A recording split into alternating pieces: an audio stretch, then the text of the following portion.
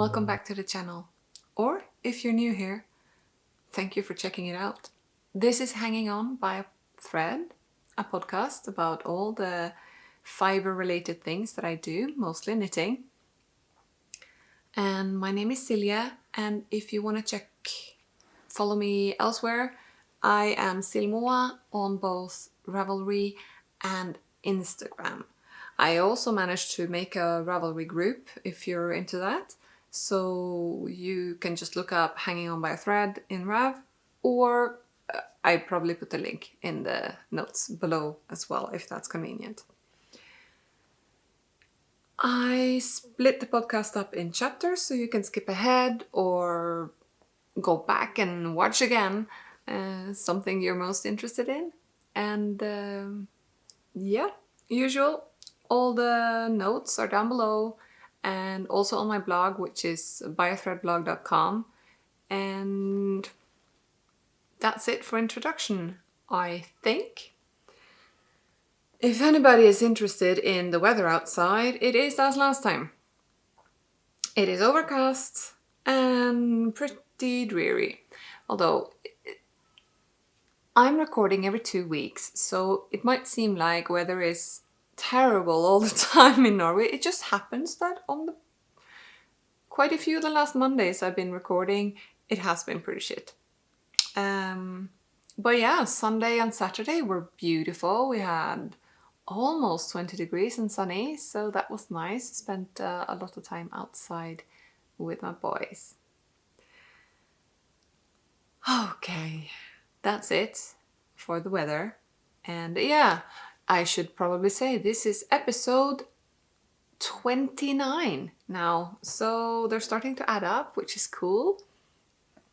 And it is a Monday, I did say that. It's the end of August, and you can really feel that autumn is creeping in over the land, and it is time to get into our houses and make them cozy, which, you know, candles, new pillow covers. Look at this, I love this.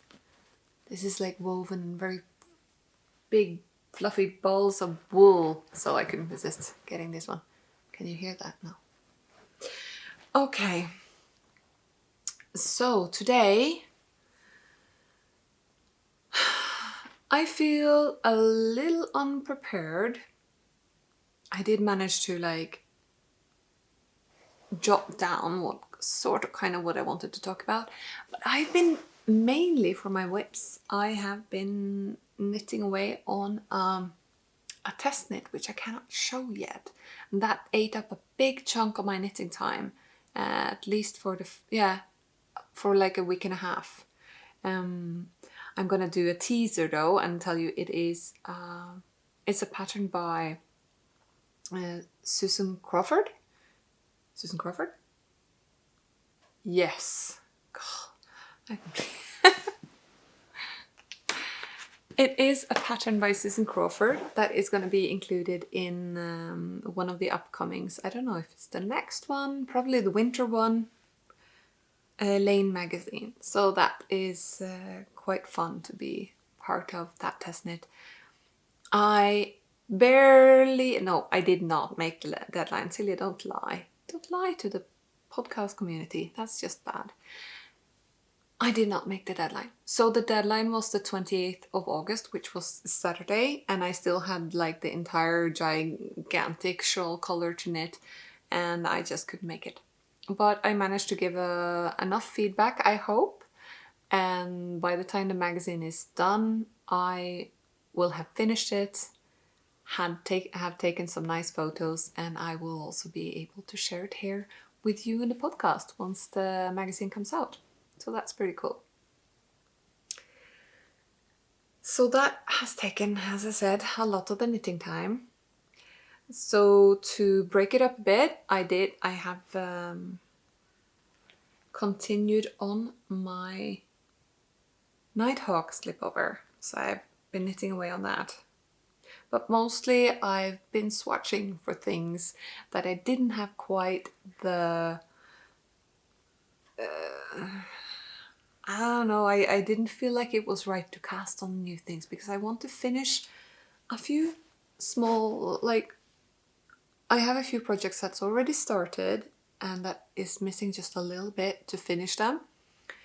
So I am swatching to get that energy of I want to cast on all the things, get that out of my head and out of my hands.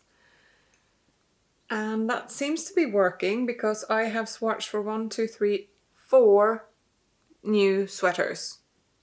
And of course, it would have been not madness, but it wouldn't be very practical to cast on for 4 new sweaters in the same week. So now I'm like, yeah, I'm staving off the need, let's say.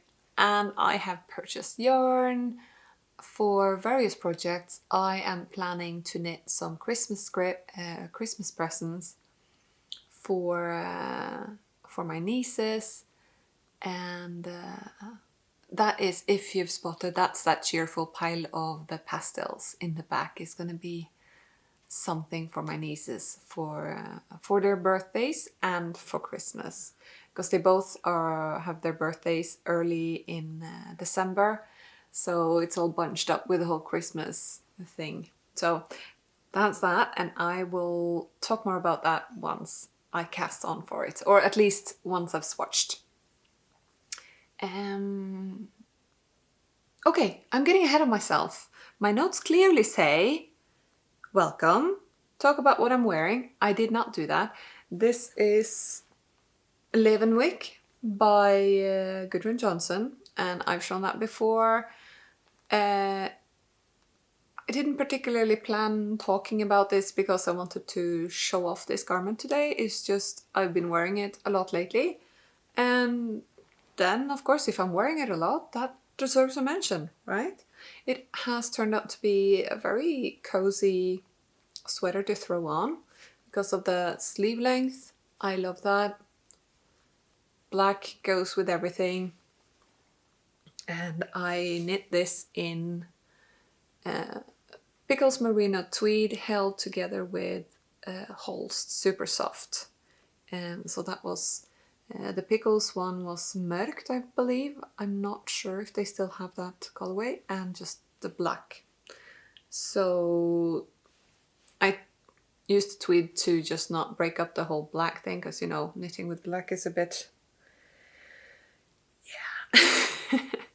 But it is reverse stockinette, and it has this lovely Shetland lace edging. I don't even know if that comes out. Let's hope it does. So not much to say about that. I talked more in detail about this knit in episodes, and you can swap back and find any more detail there if you're interested in this particular cardigan. So yeah, you want to see the progress of my Nighthawk. I think I'm going to end up mostly talking about my imagined knits this time around. But I've made some progress on my Nighthawk. Previous podcast, I think I've made it about yay long, like 1 repeat of the color work. I am now almost done 2 repeats, so started on the 4th stripe. And it is a slipover, so it's not going to be that long until I get to start doing putting in the armhole stick and the neckline stick.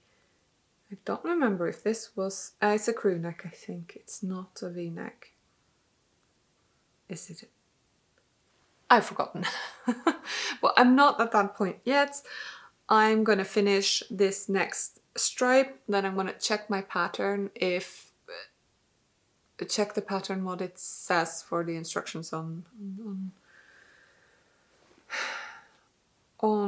when to put in the armhole sticks. But I think I might do 5 stripes to get the length that I want. My torso is a bit longer usually, and I do not want this to be a cropped garment. A lot of the jackets that or jackets and cardigans that I knit and I measure out the length, it says in the pattern, it ends up being slightly cropped on me. So I'm not surprised if this will be the case here as well, but I don't know, you can see. If I stand up, 4 stripes will be almost up to the armpit, but yeah, we'll see. A stick can be put in at any place, and it's just a hang-up of mine that wants it to be a complete repeat. So that shouldn't be a problem. Yeah, so this is coming along nicely. This is my my contribution to the Fair Isle vest cal, I think is the hashtag that we made on Instagram. I'd be really curious to see you guys' project progress. I know there's a few people that have said that they are going to join the cal, which is super cool. And for that, there's going to be prizes in the beginning of October. So there's still a whole month, a month and a half almost, of knitting. And it can be any Fair Isle vest project. Doesn't have to be, you know, teeny tiny gauge. You could go for a DK weight slipover if you feel like, oh my god, I'm not going to be able to knit it all the time. Believe me, Fair Isle goes so quick because it has that, I was mentioning the other day that it has that same kind of just one more repeat thing that you get from knitting stripes, only it has a bit of color work on it. It's only over 2 colors, so that is great, and you don't have to carry the yarn for very long floats either, so you can just zoom through it. Like this is, it's been about a month since I cast this on, but as I said, I've not been knitting on this continuously. If I had spent as much time knitting on this as I have on that cardigan that I was test knitting, this would be finished already. So just saying, it's a comfort knit. It's sitting in a basket on my sofa here in my knitting corner, and I pick it up, do a few rounds every day, and hopefully I will have a nice slip over to show you guys soon and to wear. Yeah, I've been reviewing my wardrobe a little bit to see what do I have that can go with the slipover. It's not a garment that I've ever really used before, so that's gonna be interesting to see if I can match it with some shirts or a dress maybe. Who knows? Okay, so yeah, that was my slipover. And then you guys might be thinking, so Celia, what have you been doing then? I've been swatching, as I said, and I'll show you the swatches now.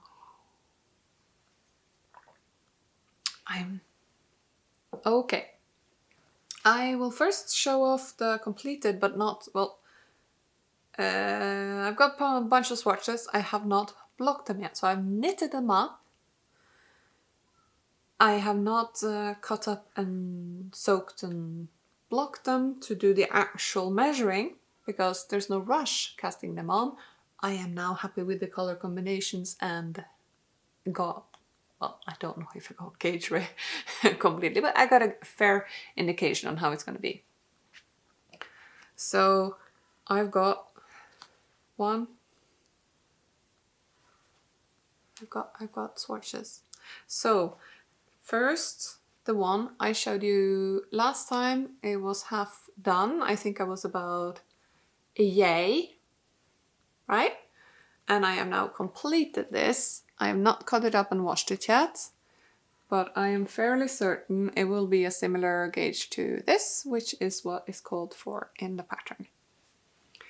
So in the end, this colorway, I really like it.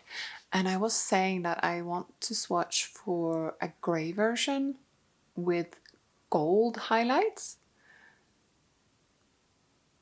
I still want to see how that looks, but I'm really liking this actually. So maybe I'll just swatch it for curiosity's sake, to see if I can make it work, you know. That's a challenge. You don't have to knit the entire thing. Sometimes just if you have an idea of a color in your head and you just wanna, that's ideal to swatch, right? I know I talk a lot about that. I rant on about it. But I really strongly feel that's the case.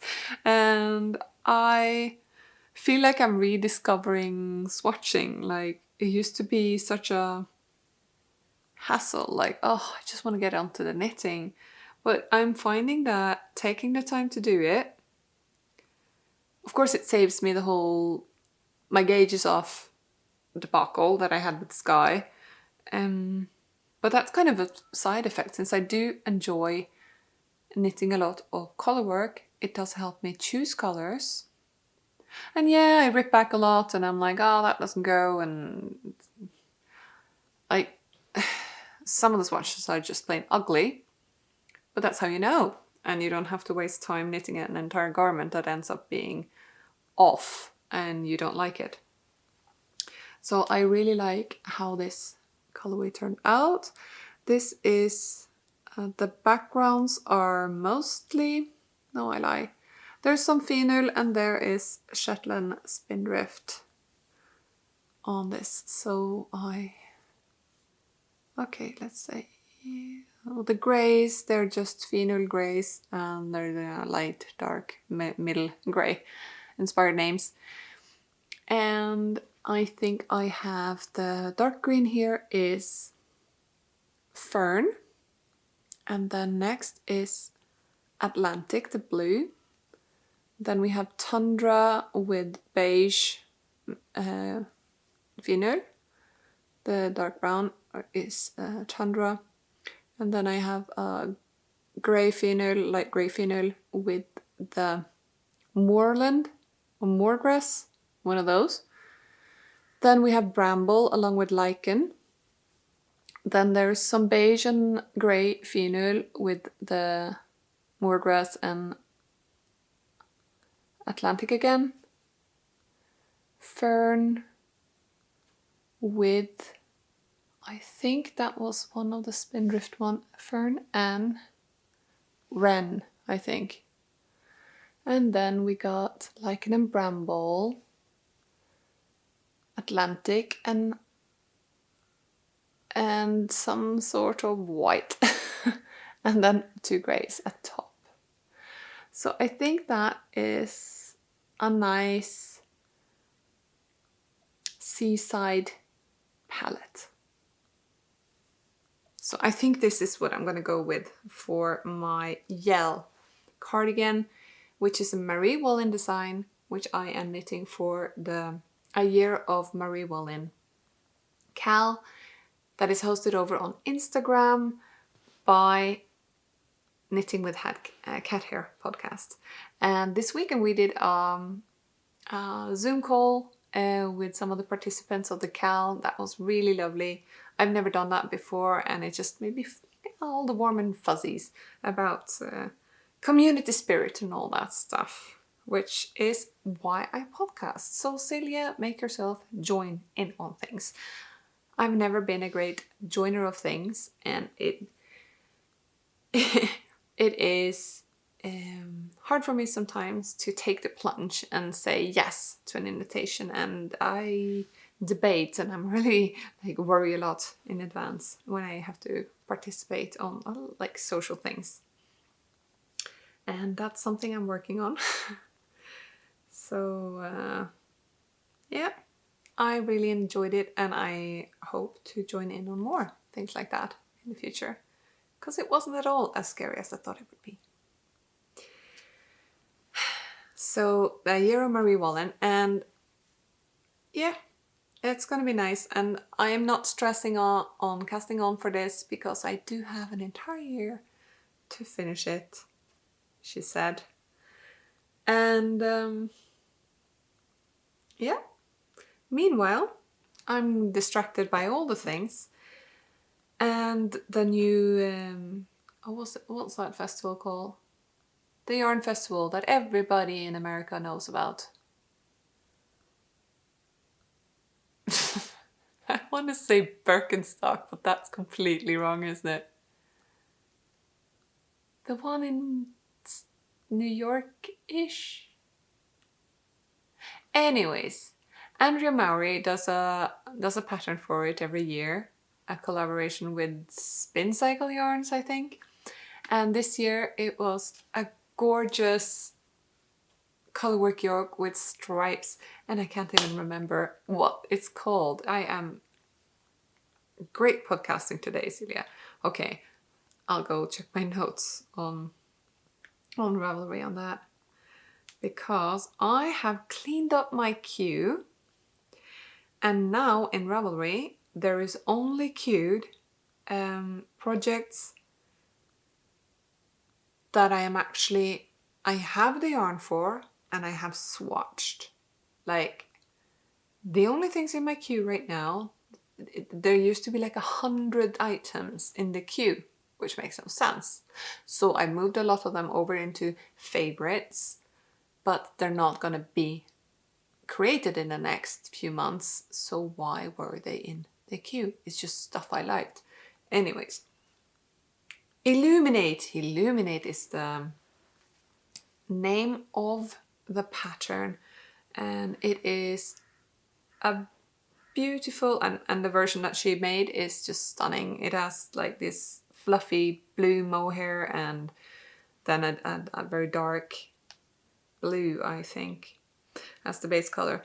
And I've had in stash for the longest time, since 2018 at least, so not that long, but a set of a gradient dyed up by Nina Petrina on a sölje, which is the pelt wool. So I had, I think, 300 grams of this, like so, oh wait, 50, 250.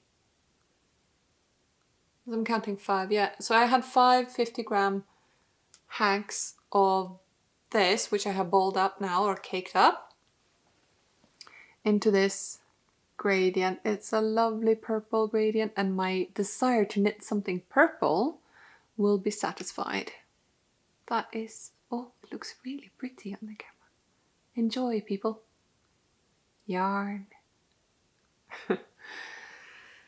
And my mohair is gonna be this warm, taupey, nutty grey. So that. And yes, if you haven't seen the Illuminate, here's a photo of Andrea Mowry looking absolutely stunning in it. And that's what I want to make, but then with this colorway, which I just knitted up in stripes. I didn't bother trying the pattern. I just really wanted to see how the gradient would come out. So I've not yet decided if it's the top-down yoke, I believe. And I'm not yet decided whether to start with the light or the dark. I think the dark, so that the fade would be like this. So the sleeves, end of the sleeves and the hem would be the lilac here, like the light purple. And then the colorwork pattern on top would really pop and stand out because it would be contrasting with the darkest one. And then of course I'd just do the yoke until, basically, I think for the yoke I'll just knit until I run out of this and then go on to the next one. And then I'm going to have to try to do stripe by stripe body and arm so that I don't run out of yarn for the... So I want the stripes to match, obviously. So once I'm done with the yoke, I'll just knit knit until I run out of yarn. Once I've divided for the body and sleeves, I will do one stripe here, one body, one arm, so I'll have to knit it simultaneously. Both arms and the body for this work. So yeah, it's gonna be a project, but I also think it will be a rather quick one. Because what was the gauge here? It's 22 stitches and 34 rows in 10 centimeters. Over stockinette in the round, which is pretty much what I'm getting here. And it looks a little loose, maybe a little see-through right now, but this will poof up once I wash the sample. So before casting on, obviously, I will do the washing and the counting and the checking and check your work twice, right? And yeah, so this one might happen soon. That was 2. So third one is one that I just like, I needed texture, and it was completely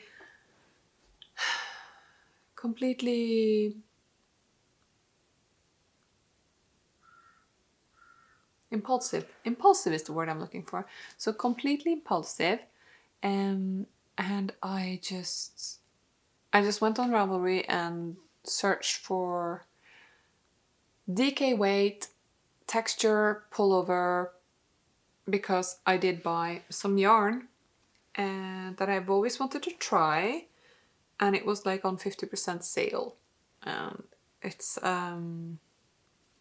so I just got that from one of these online stores, and I can tell you the name of the pattern I'm talking about. So this is Boulevardier by Thea Coleman. And I was like, Thea Coleman, that sounds so familiar. It turns out I like favorited 11 of her patterns or something like that. So no surprise that I did like this pattern, but it's knit flat. It's just super, I think this will be a very easy watch the telly kind of knit, because it's mostly just stockinette or reverse stockinette, and then some rows with a bit of interest. So there's a row here with cable, but that's just the one row, and then the rest is done with the stockinette. And then this texture here is just a rib, and then there's a row of bubbles. So this is the entirety of the texture, and then this would be repeated. It's a knit flat, drop shoulder, super basic, and I think that will be a great throw on sweater. Let's see if the color can shine. So yeah.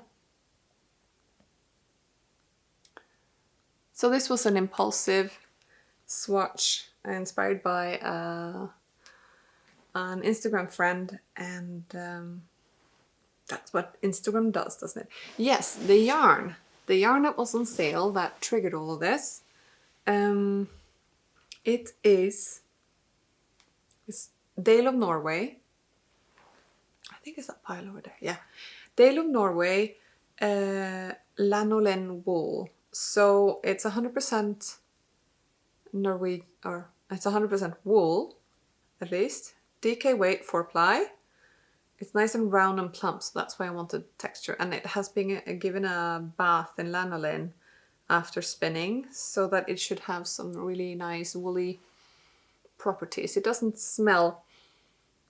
Of course it doesn't smell. I washed this one. I've washed this one.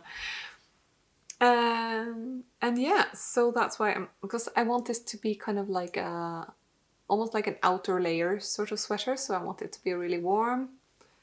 And it's quite crunchy actually, and it's the lanolin that does that. But it will be really easy to maintain. It'll hold its shape really well over the years, I'm sure. And it'll just kind of self-clean. And yeah, so I might cast on for this one quite soon. My gauge here is spot on, and I think the texture blocked out quite nicely. I mean, you really needed to wash this to get an impression on how it was, because the rows of reverse stockinette was like pulling it together a little bit. So once you washed it, it relaxed and it blocked out beautifully in, and it got a lot longer. So it does say in the pattern as well that it will block out quite a bit lengthwise, and that's completely true in the swatch as well. Yeah, so that was Boulevard, no, was it? Gosh, I can't. Boulevardier. Okay, and I'll be using Dale Garn Natural Lanolin Wool, and it is, I think it's the colorway Rust or something like that. It's a nice rusty orange. And that was 3. Now I have a 4th one, and this is the one that is causing me trouble right now. This is for another Andrea Mowry pattern that has been in my queue for the longest time, and I just love it. It looks so warm and cozy, and it will be perfect for winter. And it's the Daydreamer, which it is a low V-neck, has honeycomb, and then there's like a cable with bubbles, like a cable detail with some bubbles going on the shoulder, on the center front, and the waves go nicely around the neckline. Yeah, it's very pretty. And I did buy some yarn on this sale on this website was sale, and there was a bunch of there was drops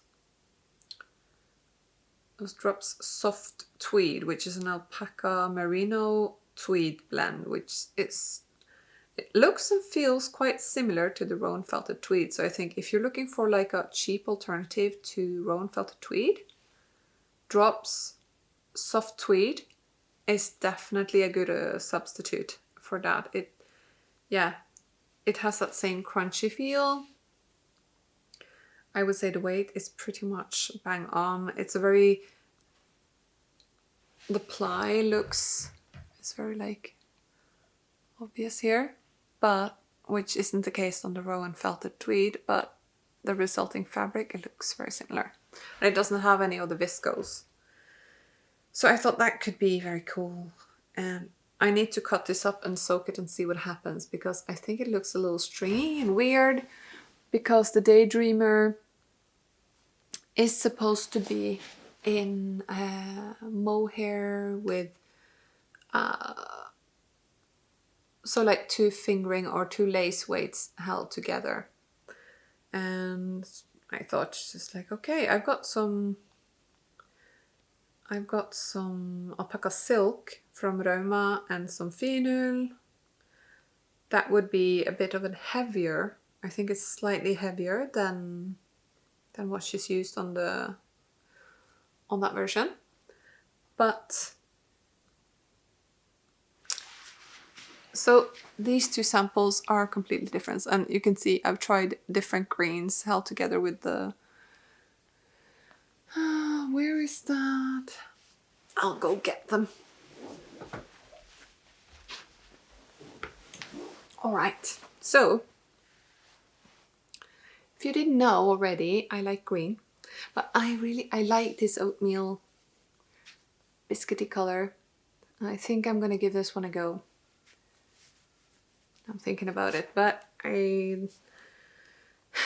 this is also a way of trying out the colors, so I don't have to knit a whole sample and then knit another one to just see how the colors work. So I started with this green. Okay, that's very green. That was one of these muted mossy greens from Rauma Phenol held together with this alpaca mustardy green. That turned into this you see here, that colorway. then I thought, nah, maybe, not really. And I tried these two together, which is just a beige or camel, I think it's called. I'm not sure. And that is this one here. It's quite nice. That's like, I could work with beige like that and make beige less beige, which I like. So that I like all of these three resulting colors actually, and the one that is the brightest I didn't do very much because I knew I wasn't gonna go for that. That is these two together. They're actually the closer together colorway wise, I think. The two yarns. They're not. This is, I think it's listed more as a yellow. It's a very green yellow. So it's like a little off. But actually, this could be a fun stripe project. No?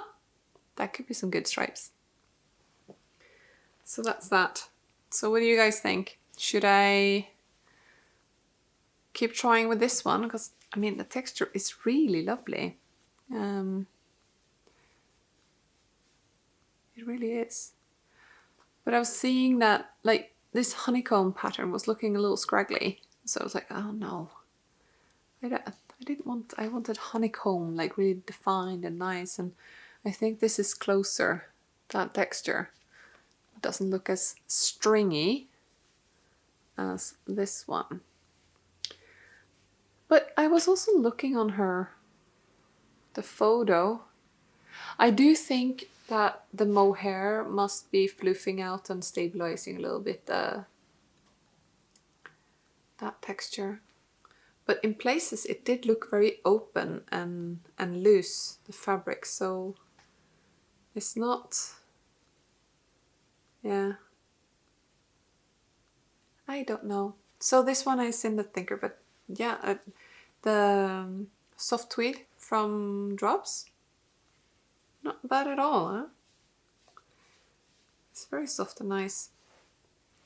So I'm trying out some alternatives to mohair, which I am a little bit tired of. I think it's a little too poofy. I really like the look of it, but wearing it, it's too much hair. I know it wears off, but if I never end up wearing it, then it's never gonna wear off. And this, like this silk alpaca ones, the brushed alpaca things, they are, yeah, a little less. They still have that soft fuzz, but they're not so aggressively floofy. Yep, so that's it. That's basically what I've done this week. I had hoped to talk to you about some books I've ordered, but they have not arrived yet, so that will be for next time. I'm pretty sure they will have arrived by then, because really it should be coming. The post should be arriving today. Yeah, so adventures in swatching. That's it for today's episode. If you enjoyed, do hit that like button and subscribe if you want to get notified wherever I upload the next episode in 2 weeks' time. And thank you so much for watching, and I hope to have you back for the next one. Bye. Happy knitting.